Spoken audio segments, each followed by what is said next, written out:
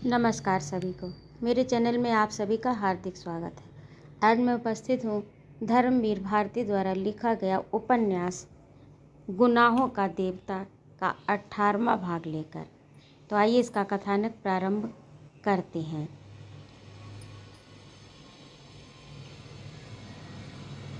अच्छा, तो आप यहीं रहते हैं? आप नौकर हो गए होंगे। जी हाँ, चंदन ने अचरज में डूबकर कहा।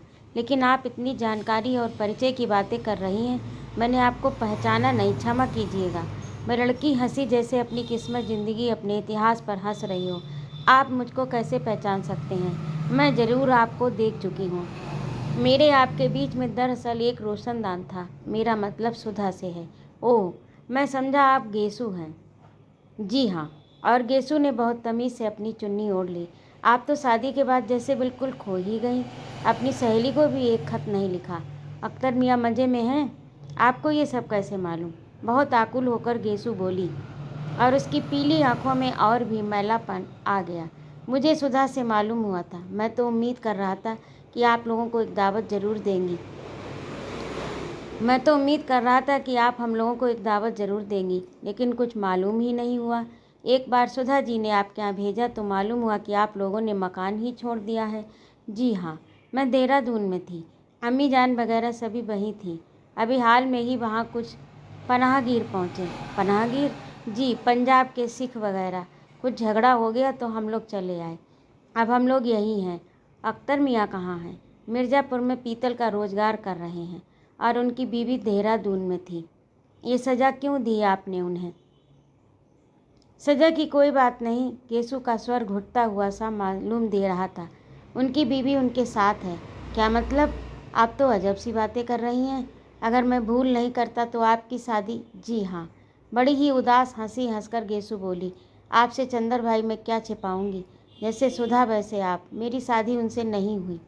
अरे गुस्ताखी, माफ़ कीजिएगा। सुधा तो मुझसे कह रही थी कि अख्तर मुझसे मोहब्बत करते हैं। गेसु बात काट कर बोली और बड़ी गंभीर हो गई, और अपनी चुन्नी के छोर में टके हुए सितारों को तोड़ती हुई बोली, मैं सचमुच नहीं समझ पाई कि उनके मन में क्या था। उनके घर वालों ने मेरे बजाय फूल को ज़्यादा पसंद किया। उन्होंने फूल से शादी कर ली। वह अच्छी तरह निभ रही है दोनों की। अब अच्छी तरह निभ रही है दोनों की। फूल तो इतने अरसे में एक बार भी हम लोगों से मिलने नहीं आए। अच्छा, चंदर चुप होकर सोचने लगा। कितनी बड़ी प्रवंचना हुई इस लड़की की ज़िंदगी में, और कितने दबे शब्दों में ये कहकर चुप हो गई। एक भी आंसू नहीं, एक भी सिसकी नहीं, संयत स्वर और फीकी मुस्कान बस। चंदर चुपचाप उठकर अंदर गया। महाराजी ना गई थी। कुछ नाश्ता और शरबत भेजने के लिए कहकर चंदर बाहर आया।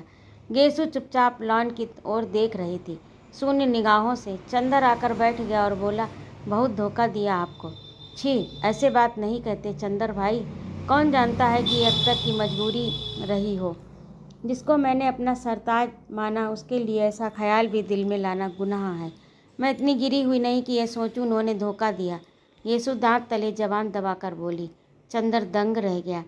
क्या गेसु अपने दिल से कह रही है? इतना अखंड विश्वास है गेसु को अख्तर पर। शरबत आ गया था। गेसु ने तकल्लुफ़ नहीं किया, लेकिन बोली, आप बड़े भाई हैं, पहले आप शुरू कीजिए। आपकी फिर अख्तर से मुलाकात नहीं हुई? चंदन ने एक घूंट पीकर कहा। हुई क्यों नहीं, कई बार वह अम्मी जान के पास आए। आपने कुछ नहीं कहा। कहती क्या? ये सब बातें कहने सुनने की नहीं होती। और फिर फूल वहाँ आराम से है। अख्तर भी फूल को जान से ज़्यादा प्यार कर से रखते हैं, यही मेरे लिए बहुत है। और अब कहकर क्या करूँगी? जब फूल से शादी हुई और वे राजी हो गए, तभी मैंने कुछ नहीं कहा। अब तो फूल की मांग, फूल का सुहाग मेरे लिए सुबह की अजान से ज़्यादा पाक है। गेसु ने शरबत में निगाहें डुबाए हुए कहा। चंदर क्षण भर चुप रहा, फिर बोला, अब आपकी शादी अम्मी जान कब कर रही हैं? कभी नहीं। मैंने कस्द कर लिया है कि मैं शादी ताउम्र नहीं करूँगी। देहरादून के मैटरनिटी सेंटर में काम सीख रही थी। कोर्स पूरा हो गया। अब किसी अस्पताल में काम करूँगी। आप? क्यों, आपको ताज्जुब क्यों हुआ? मैंने अम्मी जान को इस बात के लिए राज़ी कर लिया है। मैं अपने पैरों पर खड़ी होना चाहती हूँ। चंदन ने शरबत से बर्फ़ निकाल कर फेंकते हुए कहा, मैं आपकी जगह होता तो दूसरी शादी करता और अख्तर से भरसक बदला लेता। बदला? गेसु मुस्कुराकर बोली, छी, चंदर भाई, बदला, गुरेज, नफरत, इससे आदमी न कभी सुधरा है न सुधरेगा। बदला और नफरत तो अपने मन की कमजोरी को जाहिर करते हैं। और फिर बदला मैं लूँ किससे? उससे दिल की तन्हाइयों से, मैं जिसके सजदे पढ़ती हूँ। वह कैसे हो सकता है? गेसु के माथे पर विश्वास का तेज दमक उठा। उसकी बीमार आंखों में धूप लहलहा उठी। उसका कंचन लता सा तन जगमगाने लगा। कुछ ऐसी दृढ़ता थी उसकी आवाज़ में, ऐसी गहराई थी उसकी ध्वनि में कि चंदर देखता ही रह गया। मैं जानता था कि गेसु के दिल में अख्तर के लिए कितना प्रेम था। मैं ये भी जानता था कि गेसु अख्तर की शादी के लिए किस तरह पागल थी। मैं सारा सपना ताश के महल की तरह गिर गया। परिस्थितियों ने नहीं, खुद अख्तर ने धोखा दिया। लेकिन गेसु है कि माथे पर सिकन नहीं, भौंहों में बल नहीं, ओठों पर शिकायत नहीं। नारी के जीवन का ये कैसा अमिट विश्वास था, यानी जिसे गेसु ने अपने प्रेम का स्वर्ण मंदिर समझा था, वह ज्वालामुखी बनकर फूट गया। उसने दर्द की पिघली आग की धारा में गेसु को डुबो देने की कोशिश की, लेकिन गेसु है कि अटल चट्टान की तरह खड़ी है।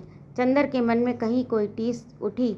उसके दिल की धड़कनों ने कहीं पर उससे पूछा, और चंदर, तुमने क्या किया? तुम पुरुष थे, तुम्हारे सबल कंधों को किसी के प्यार का बोझ क्यों नहीं ढो पाए? तुम्हारे सबल कंधे किसी के प्यार का बोझ क्यों नहीं ढो पाए चंदर? लेकिन चंदर ने अपनी अंतःकरण की आवाज़ को अनसुनी करते हुए पूछा, तो आपके मन में जरा भी दर्द नहीं अख्तर को ना पाने का? दर्द? गेसु की आवाज़ डूबने लगी। निगाहों की जर्द पाखुरियों पर हल्की पानी की लहर दौड़ गई। दर्द, ये तो सिर्फ सुधा समझ सकती है चंदर भाई। बचपन से वे मेरे लिए क्या थे यह वही जानती है। मैं तो उनका सपना देखते देखते उनका सपना ही बन गई। लेकिन खैर, दर्द इंसान के यकीदे को और मजबूत न कर दे, आदमी के कदमों को और ताकत न दे, आदमी के दिल को ऊंचाई न दे, तो इंसान क्या? दर्द का हाल पूछते हैं आप? क़यामत के रोज़ तक मेरी मैयत उन्हीं का आसरा देखेगी चंदर भाई। लेकिन इसके लिए ज़िंदगी में तो खामोश ही रहना होगा, बंद घर में जलते हुए चिराग की तरह घुलना होगा। और अगर मैंने उनको अपना माना है तो वह मिलकर ही रहेंगे, आज न सही, क़यामत के बाद सही। मोहब्बत की दुनिया में जैसे एक दिन उनके बिना कट जाता है, वैसे एक ज़िंदगी उनके बिना कट जाएगी, लेकिन उसके बाद में मेरे होकर रहेंगे। चंदर का दिल कांप उठा। गेसु की आवाज़ में तारे बरस रहे थे। और आपसे क्या कहूँ चंदर भाई, क्या आपकी बात मुझसे छिपी? मैं जानती हूँ, सब कुछ जानती हूँ। सच पूछिए तो जब मैंने देखा कि आप कितनी खामोशी से अपनी दुनिया में आग लगते देख रहे हैं और फिर भी हंस रहे हैं, तो मैंने आपसे सबक लिया। हमें नहीं मालूम था कि हम और आप दोनों भाई बहनों की किस्मत एक सी है। चंदर के मन में जाने कितने घाव कसक उठे। उसके मन में जाने कितना दर्द उमड़ने सा लगा। उसे क्या समझ रही है गेसु? उसे क्या समझ रही है मन में? और वह कहाँ तक पहुँच चुका है? जिसने चंदर की ज़िंदगी से अपने मन का दीप जलाया, वह आज देवता के चरण तक पहुँच गया। लेकिन चंदर के मन की दीप शिखा उसने अपने प्यार की चिता जला डाली। चंदर के मुँह पर ग्लानि की कालिमा छा गई। गेसु चुपचाप उठी, सहसा बोली, चंदर भाई, आपको याद है पिछली साल इन्हीं दिनों में सुधा से मिलने आई थी और हसरत आपको मेरा सलाम कहने गया था, याद है? चंदर ने बहुत भारी स्वर में कहा। इस एक साल में दुनिया कितनी बदल गई। गेसु ने एक गहरी सांस लेकर कहा, एक बार ये दिन चले जाते हैं फिर बेदर्द कभी नहीं लौटते। कभी कभी सोचती हूँ कि सुधा होती तो फिर कॉलेज जाते, क्लास में शोर मचाते, भागकर घास में लेटते, बादलों को देखते, शेर कहते, और वह चंदर और हम अख्तर की बातें करते। गेसु का गला भर आया, एक आंसू चूप पड़ा। सुधा की ब्याह शादी का हाल बताइए, कैसे हैं उनके शौहर? चंदर के मन में आया कि वह कह दे, गेसु क्यों लज्जित करती हो, मैं वह चंदर नहीं हूँ। मैंने अपने विश्वास का मंदिर भ्रष्ट कर दिया, मैं प्रेत हूँ। मैंने सुधा के प्यार का गला घोंट दिया, लेकिन पुरुष का गर्व, पुरुष का छल, उसे ये भी नहीं मालूम होने दिया कि उसका विश्वास चूर चूर हो चुका है। पिछले कितने ही महीनों से उसने सुधा को खत लिखना भी बंद कर दिया और ये भी नहीं मालूम करने का प्रयास किया कि सुधा मरती है या जीती है। घंटा भर तक दोनों सुधा के बारे में बातें करते रहे। इतने में रिक्शे वाला लौट आया और गेसु ने उसे ठहरने का इशारा किया। बोली, अच्छा जरा सुधा का पता लिख दीजिए। चंदर ने कागज़ पर पता लिख दिया। गेसु ने उठने का उपक्रम किया। तो चंदर बोला, बैठिए, अभी आपसे बातें करके आज जाने कितने दिनों की बातें याद आ रही हैं। गेसु हंसी और बैठ गई। चंदर बोला, आप अभी तक कविताएं लिखती हैं? कविताएं? गेसु फिर हंसी और बोली, जिंदगी कितनी हमगीर है, कितनी पुरशोर, और इस शोर में नगमों की हकीकत कितनी। अब हड्डियां, नसें, प्रेशर पॉइंट, पट्टियां, मरहमों में दिन बीत जाता है। अच्छा चंदर भाई, सुधा अभी उतनी ही शौक है, उतनी ही शरारती है? नहीं, चंदर ने बहुत उदास स्वर में कहा। जाओ कभी देख आओ ना। नहीं, जब तक कहीं जगह नहीं मिल जाती तब तक तो इतनी आज़ादी नहीं मिलेगी। अभी यही हूँ, उसी को बुलवाऊंगी और उसके पति देवता को लिखूंगी। कितना सूना लग रहा है घर, कैसे भूतों का बसेरा हो, जैसे परेत रहते हैं। क्यों परेत बना रही हैं आप? मैं रहता हूँ इसी घर में। चंदर बोला, अरे मतलब ये नहीं था। गेसु हंसते हुए बोली, अच्छा आप मुझे तो अम्मी जान नहीं भेजेंगी? आज जाने कैसे अकेले जाने की इजाज़त दे दी। आपको किसी दिन बुलवाऊं तो आइएगा ज़रूर। हाँ आऊँगा गेसु, ज़रूर आऊँगा। चंदर ने बहुत स्नेह से कहा। अच्छा भाईजान, सलाम, नमस्ते। येसु आकर रिक्शे पर बैठ गई, पर्दा तन गया, रिक्शा चल दिया। चंदर एक अजीब सी निगाह के साथ देखता रहा, जैसे अपने अतीत की कोई खोई हुई चीज़ ढूंढ रहा है। फिर धीरे धीरे लौट आया। सूरज डूब गया था। घूसल खाना बंद करके नहाने बैठ गया। जाने कहाँ कहाँ मन भटक रहा था उसका। चंदर मन का अस्थिर था, मन का बुरा नहीं था। येसु ने आज उनके सामने अचानक वह तस्वीर रख दी जिसमें वह स्वर्ग की ऊंचाइयों पर मंडराया करता था। जाने कैसा दर्द था उसके मन में उठ गया था। गेसु ने अपने अनजाने में ही चंदर के अविश्वास, चंदर की प्रतिहिंसा को बहुत बड़ी हार दी थी। उसने सिर पर पानी डाला तो उसे लगा ये पानी नहीं, जिंदगी की धारा है, पिघले हुए अंगारों की धारा, जिसमें पड़कर केवल वही जिंदा बच पाया है, जिसके अंगों में प्यार का अमृत है। चंदर के मन में क्या है? महज वासना का विष में सड़ा हुआ गला हुआ शरीर मात्र, जो केवल सन्निपात के जोर से चल रहा है। उसने अपने मन के अमृत को गली में फेंक दिया। उसने क्या किया है? वह नहाकर आया, शीशे के सामने खड़ा होकर बाल काटने लगा। शीशे की ओर एक टक देख कर बोला, मुझे क्या देख रहे हो चंदर बाबू? मुझे तो तुमने बर्बाद कर डाला। आज कई महीने हो गए तुमने एक चिट्ठी तक नहीं लिखी। छी! और उसने शीशा उलट कर रख दिया। महाराजिन खाना ले आई। उसने खाना खाया और सुस्त सा पड़ा रहा। भैया आज घूमे ना जाए वो? नहीं, चंदर ने कहा और पड़े पड़े सोचने लगा। पम्मी के यहाँ नहीं गया। यह गेसु दूसरे कमरे में बैठी थी। इस कमरे में विनती उसे कैलाश का चित्र दिखा रही थी। चित्र उसके मन में घूमने लगे। चंदर क्या इस दुनिया में तुम ही रह गए थे, फोटो दिखाकर पसंद कराने के लिए? चंदर का हाथ उठा, तड़ से एक तमाचा। चंदर, चोट तो नहीं आई? मान लिया कि मेरे मन में मुझसे ना कहा हो। तुमसे तो मेरा मन कोई बात नहीं छिपाता। तो चंदर तुम शादी क्यों नहीं कर लेते? पापा लड़की देख आएंगे, हम भी देख लेंगे। तो फिर तुम बैठो तो हम पढ़ेंगे, वरना हमें शर्म लगती है। चंदर तुम शादी मत करना, तुम सब इसके लिए नहीं बने हो। नहीं सुधा, तुम्हारे वक्ष पर सिर रखकर कितना संतोष मिलता है। आसमान में एक एक करके तारे टूटते जा रहे थे। मैं पम्मी के यहाँ नहीं गया। 2 दिन 1 2 3 दिन तक। अंत में चौथे दिन शाम को पम्मी खुद आई। 1 दिन 2 दिन 3 दिन, अंत में चौथे दिन शाम को पम्मी खुद आई। चंदर खाना खा चुका था, लान पर टहल रहा था। पम्मी आई, उसने स्वागत किया, लेकिन उसकी मुस्कुराहट में उल्लास नहीं था। कहो कपूर, आए क्यों नहीं? मैं समझी तुम बीमार हो गए। पप्पी ने लान पर पड़ी एक कुर्सी पर बैठते हुए कहा, आओ बैठो ना। उसने चंदर की ओर कुर्सी खिसकाई। नहीं, तुम बैठो, मैं टहलता रहूँगा, चंदर बोला और कहने लगा, पता नहीं क्यों पम्मी 2-3 दिन से तबीयत बहुत उदास सी है। तुम्हारे यहाँ आने की तबीयत नहीं हुई? क्यों, क्या हुआ? पम्मी ने पूछा और चंदर का हाथ पकड़ लिया। चंदर पम्मी की कुर्सी के पीछे खड़ा हो गया। पम्मी ने चंदर के दोनों हाथ पकड़कर अपने गले में डाल लिए और अपना सिर चंदर से टिकाकर उसकी ओर देखने लगी। चंदर चुपचाप था। न उसने पम्मी के गाल थपथपाए, न हाथ दबाया, न अलके बिखेरी, न निगाहों में नशा ही बिखेरा। औरत अपने प्रति आने वाले प्यार और आकर्षण को समझने में चाहे एक बार भूल कर जाए, लेकिन वह अपने प्रति आने वाली उदासी और उपेक्षा को पहचानने में कभी भूल नहीं करती। वह ओंठों पर ओंठों के स्पर्शों के गूढ़तम अर्थ समझ सकती है। वह आपके स्पर्श में आपकी नसों से चलती हुई भावना पहचान सकती है। वह आपके वक्ष से सिर टिकाकर आपके दिल की धड़कनों की भाषा समझ सकती है।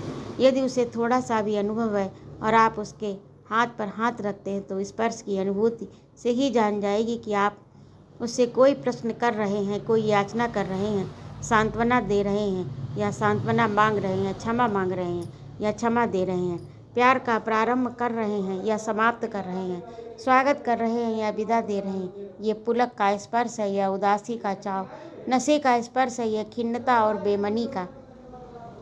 पम्मी चंदर के हाथों को छूते ही जान गई कि हाथ चाहे गर्म हो लेकिन स्पर्श बड़ा शीतल है, बड़ा नीरस। उसमें वह पिघली हुई आग की शराब नहीं है जो अभी तक चंदर के ओंठों पर धधकती थी, चंदर के स्पर्शों में बिखरती थी।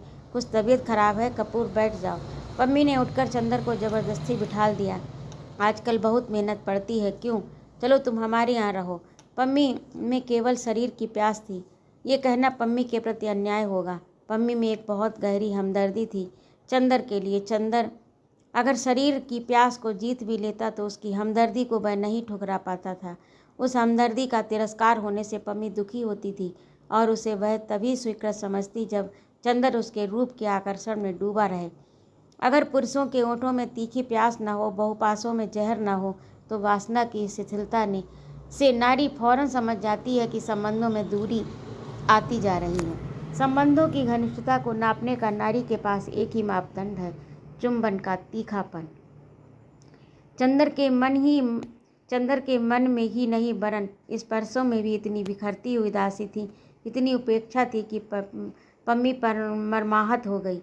उसके लिए यह पहली पराजय थी। आजकल पम्मी जान जाती थी कि चंदर का रोम रोम इस वक्त पम्मी की सांसों में डूबा हुआ है, लेकिन पम्मी ने देखा कि चंदर उसकी बाहों में होते हुए भी दूर, बहुत दूर, न जाने किन विचारों में उलझा हुआ है। वह उससे दूर चला जा रहा है, बहुत दूर। पम्मी की धड़कनें अस्त व्यस्त हो गईं। उसकी समझ में नहीं आया वह क्या करे। चंदर को क्या हो गया? क्या पम्मी का जादू टूट रहा है? पम्मी ने अपनी पराजय से कुंठित होकर अपना हाथ हटा लिया, चुपचाप मुंह फेर कर उधर देखने लगी। चंदर चाहे जितना उदास हो, लेकिन पम्मी की उदासी वह नहीं सह सकता। बुरी या भली, पम्मी इस वक्त उसकी सूनी जिंदगी का अकेला सहारा थी और पम्मी की हमदर्दी का बहुत बड़ा कृतज्ञ था वह समझ गया पम्मी क्यों उदास है। उसने पम्मी का हाथ खींच लिया, अपने ओंठ उसकी हथेली पर रख दिए और खींचकर पम्मी का सिर अपने कंधे पर रख लिया। पुरुष के जीवन में एक क्षण आता है जब वासना, उसकी कमजोरी, उसकी प्यास, उसका नशा, उसका आवेश नहीं रह जाती, जब वासना उसकी हमदर्दी का, उसकी सांत्वना का साधन बन जाती है, जब वह नारी को इसलिए बाहों में नहीं समेटता कि उसकी बाहें प्यासी हैं, वह इसलिए उसे बाहों में समेट लेता है कि नारी अपना दुख भूल जाए। जिस वक्त वह नारी की सीपियाँ पलकों के नशे में नहीं वरन उसकी आंखों के आंसू में सुखाने के लिए उसकी पलकों पर ओंठ रख देता है, जीवन के उस क्षण में पुरुष जिस नारी से सहानुभूति रखता है, उसके मन की पराजय को भुलाने के लिए वह नारी को बाहुपास के नशे में बहला देना चाहता है। लेकिन इन पास में प्यास जरा भी नहीं होती, आग जरा भी नहीं होती, सिर्फ नारी को बहलावा देने का प्रयास मात्र होता है। इसमें कोई संदेह नहीं था कि चंदर के मन पर छाया हुआ पम्मी के रूप का गुलाबी बादल उचटता जा रहा था, नशा उखड़ सा रहा था, लेकिन चंदर पम्मी को दुखी नहीं करना चाहता था। वह भरसक पम्मी को बहलाए रखता था, लेकिन उसके मन में कहीं न कहीं फिर अंतर्द्वंद का एक तूफान चलने लगा। गेसु ने उसके सामने उसकी साल भर पहले की जिंदगी का ये चित्र रख दिया, जिसकी एक झलक उस अभागे को पागल कर देने के लिए काफ़ी थी।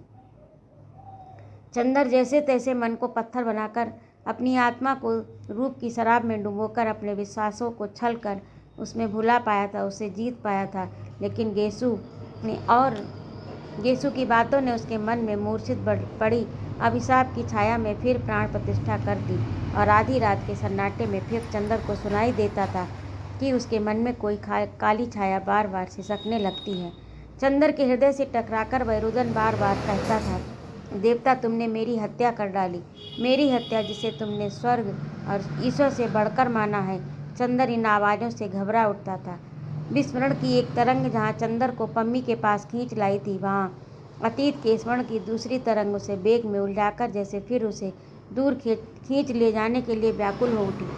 उसको लगा कि पम्मी के लिए उसके मन में जो मादक नशा था, उस पर म्लानी का कोहरा छाता जा रहा।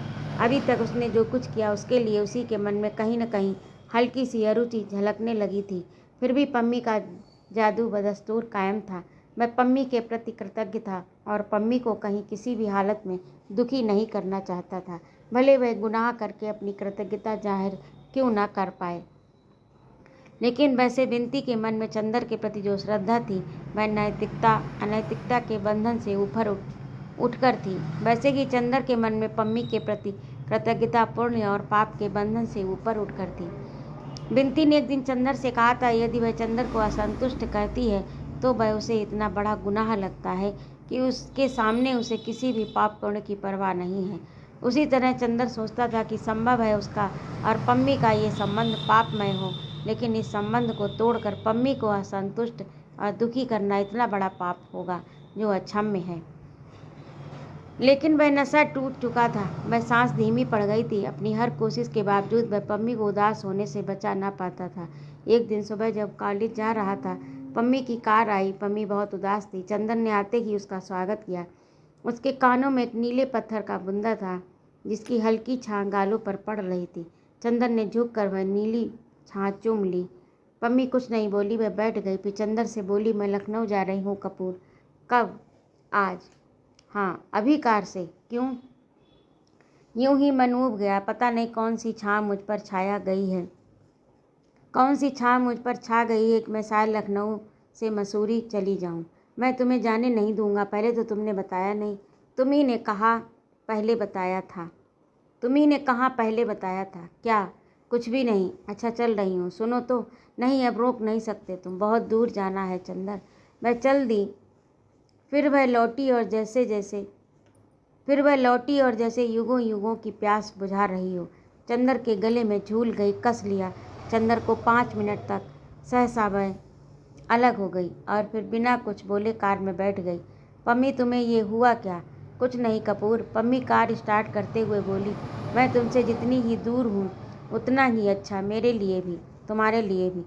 तुम्हारे इन दिनों के व्यवहार ने मुझे बहुत सिखा दिया है। चंदर सिर से पैर तक ग्लानि से कुंठित हो उठा। सचमुच में कितना अभागा है। वह किसी को भी संतुष्ट नहीं रख पाया। उसके जीवन में सुधा भी आई, पम्मी भी। एक को उसके पुण्य ने छीन लिया, दूसरी को उसका गुनाह उससे छीने लिए जा रहा है। जाने उसके ग्रहों का मालिक कितना क्रूर खिलाड़ी है कि हर कदम पर उसकी राह उलट देता है।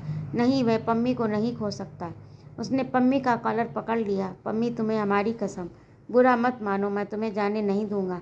पम्मी हंसी, बड़ी ही करुण लेकिन सशक्त हंसी। अपने कॉलर को धीमे से छुड़ाकर चंदर की उंगलियों को कपोलने से दबा दिया और वक्ष के पास से एक लिफाफा निकालकर चंदर के हाथों में दे दिया।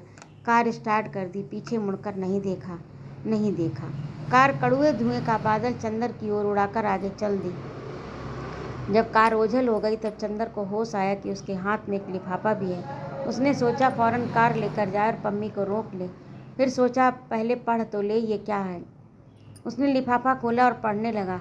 कपूर, एक दिन तुम्हारी आवाज़ और बेटी की चीख सुनकर अपूर्ण बेस में ही अपने श्रृंगार गृह से भाग आई थी और तुम्हें फूलों के बीच में पाया था।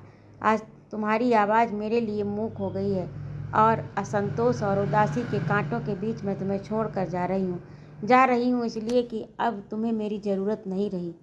झूठ क्यों बोलूं? अब क्या, कभी भी तुम्हें मेरी ज़रूरत नहीं रही थी, लेकिन मैंने हमेशा तुम्हारा दुरुपयोग किया। झूठ क्यों बोलें? तुम मेरे पति से भी अधिक समीप रहे हो।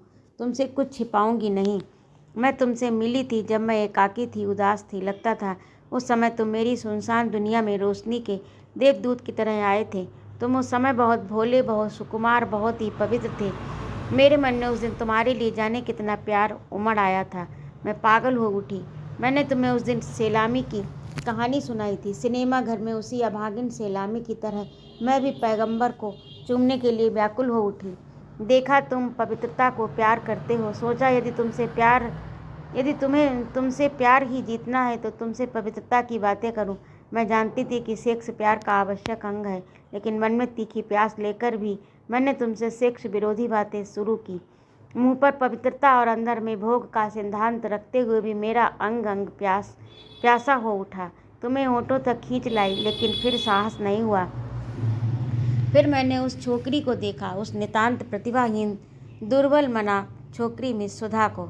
वह कुछ भी नहीं थी, लेकिन मैं देखते ही जान गई थी कि तुम्हारे भाग्य का नक्षत्र है। जाने क्यों उसे देखते ही मैं अपना आत्मविश्वास खो सा बैठी। उसके व्यक्तित्व में कुछ ना होते हुए भी कम से कम अजब सा जादू था। ये मैं भी स्वीकार करती हूँ, लेकिन थी वह छोकरी ही। तुम्हें ना पाने की निराशा और तुम्हें ना पाने की असीम प्यास, दोनों के पीस डालने वाले संघर्ष से भागकर मैं हिमालय में चली आई। जितना तीखा आकर्षण होता है कपूर, कभी कभी नारी उतनी ही दूर भागती है। अगर कोई प्याला मुँह से न लगाकर दूर फेंक दे तो समझ लो कि वह बेहद प्यासा है। इतना प्यासा कि तृप्ति की कल्पना से भी घबराता है। दिन रात उस पहाड़ी की धवल चोटियों में तुम्हारी निगाहें मुस्काती थी। घर में लौटने का साहस न कर पाती थी। लौटी तो देखा तुम अकेले हो, निराश हो, थोड़ा थोड़ा उलझे भी हो। पहले मैंने तुम पर पवित्रता की आड़ में विजय पानी चाहिए, अब तुम पर वासना का सहारा लेकर छा गई। तुम मुझे बुरा समझ सकते हो, लेकिन काश कि तुम मेरी प्यास को समझ पाते। कपूर, तुमने मुझे स्वीकार किया, वैसे नहीं जैसे कोई फूल शबनम को करे। तुमने मुझे उस तरह स्वीकार किया जैसे कोई बीमार आदमी माफिया यानी अफीम के इंजेक्शन को स्वीकार करे। तुम्हारी प्यासी और बीमार प्रवृत्तियाँ बदली नहीं, सिर्फ बेहोश होकर सो गईं। लेकिन कपूर, पता नहीं किसके स्पर्श से वे एकाएक बिखर गईं।